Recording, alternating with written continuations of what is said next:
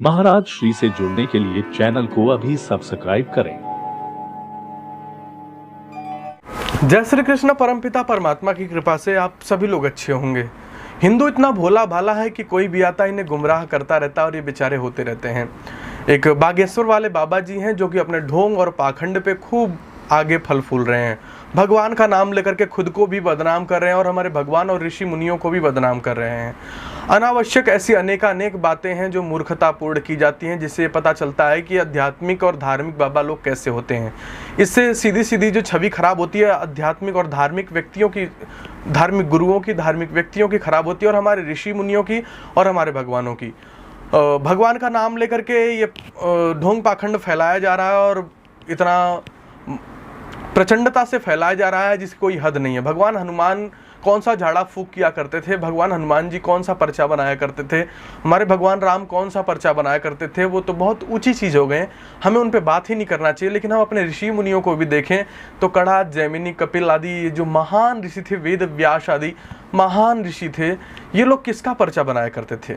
चलिए पर्चे तक की तो बात ठीक है, कैसे करके पाखंड और भोली जनता की आड़ में अपनी दुकान चला रहे हैं। उसके बाद भी जो एक संत की मर्यादा होती है, एक भगवा वेशभूषा की मर्यादा होती है, उसको भी बदनाम कर रहे हैं। और राम का नाम लेके भगवान राम के अंदर स्त्रियों के प्रति, हर जानवर के प्रति कितनी मर्यादा थी, और इनकी मूर्खतापूर्ण बातें स्त्रियों को कितना निंदित और किस हद तक ले जाकर के गिरा देती है, क्या इसकी आप कल्पना कर सकते हैं। बाबा कहते हैं कि जिस स्त्री के मांग में सिंदूर नहीं है, गले में मंगलसूत्र नहीं है, वो खाली प्लॉट है। और जिसके गले में मंगलसूत्र है और मांग भरी हुई है, वो प्लॉट रजिस्टर्ड हो चुका, वो प्लॉट बिक चुका है। वो उन्होंने स्त्रियों को इस तरीके से करके संबोधित किया। क्या ये किसी संत की भाषा है? यदि किसी के अंदर वेदांतिक ज्ञान होता, किसी के अंदर रामचरितमानस का या किसी भी एक धार्मिक ग्रंथ का ज्ञान होता, तो वो ऐसी मूर्खतापूर्ण बात कर सकता था? कभी नहीं। ज्ञानी व्यक्ति तो एक रखी हुई पेन को भी सम्मान दे देता है, और पूर्णतः उसी तरीके से जिस तरीके से एक सजीव को सम्मान देता है।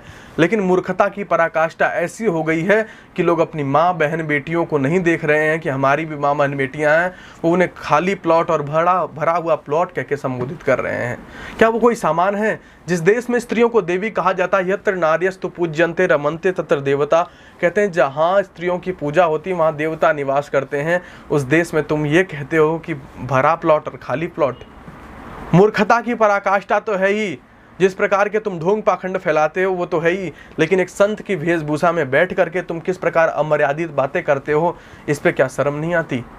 इस देश की जनता तो भोली भाली है, जिधर घुमाओ उधर घूम जाती है। मैं लाखों ऐसे हजारों संतों से मेरा मिलना होता है जो जिनके पास बैठते हैं, तब आपस की बातों में पता चलता है कि ये कितना बड़ा षड्यंत्र चला रहा है, कितनी बड़ी मूर्खता और कितना बड़ा ये सैलाब चला रहा है, भगवान राम को बदनाम करने का काम कर रहा है। हमारे देश में इससे बड़े बड़े योगी, तपस्वी, महान ऋषि आए, क्या उन किसी ने ऐसा काम करने का प्रयास किया?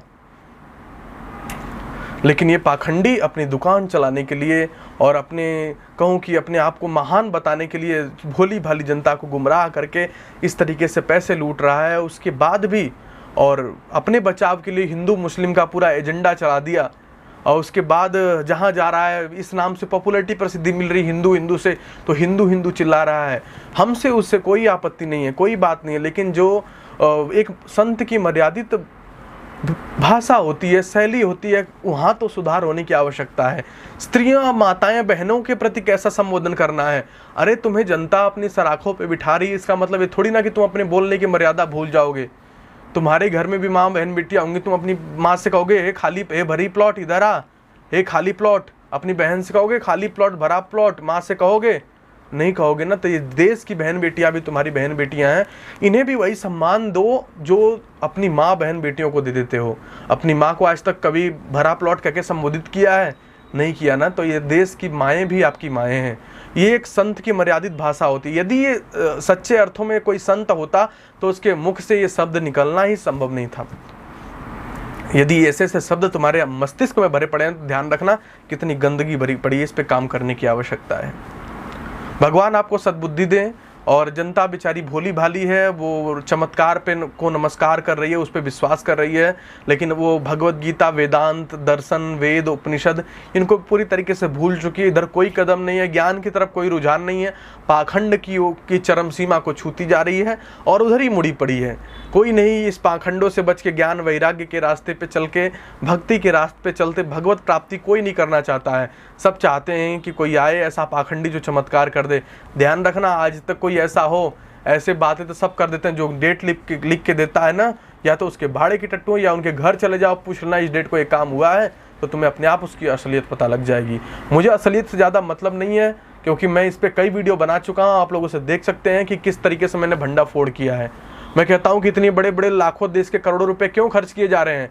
सीमा हैदर आदि जैसी अनेक स्त्रियां, उनके बारे में क्यों नहीं बता देता कि ये जासूस है या क्या है, या और भी बहुत सारे मुद्दे होते हैं देश के।